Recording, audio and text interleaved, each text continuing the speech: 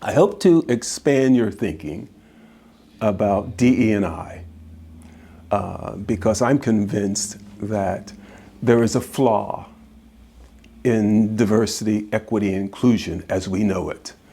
And that flaw has to do with the ownership. Who owns DE&I?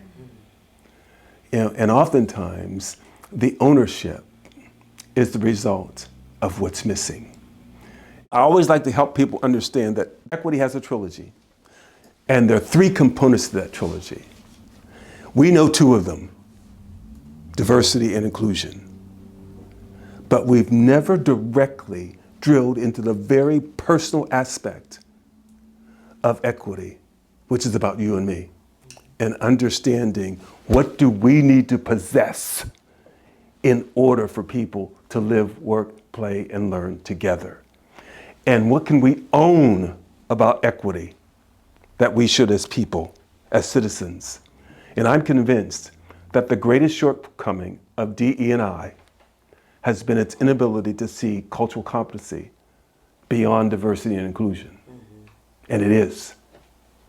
And in order for every environment to be an honorable one, people have to possess the ability to relate to each other in a positive way. And it's about, equity is about fair and inclusive policies. It's about a society in which all can participate and prosper, all, everyone. And the goals of equity must be to create conditions that allow people to reach their full potential. And I'm convinced of that.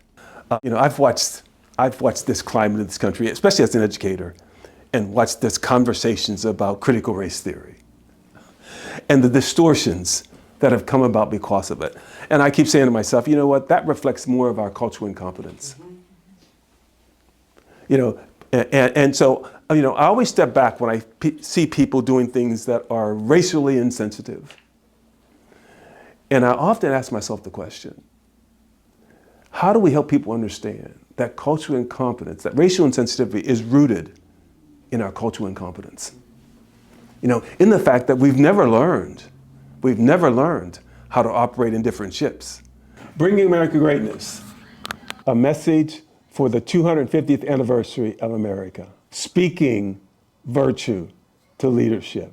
That's the message for America to truly understand what it means to be great. Pick up the book, learn the skill set, and learn what it means for us to also do no harm.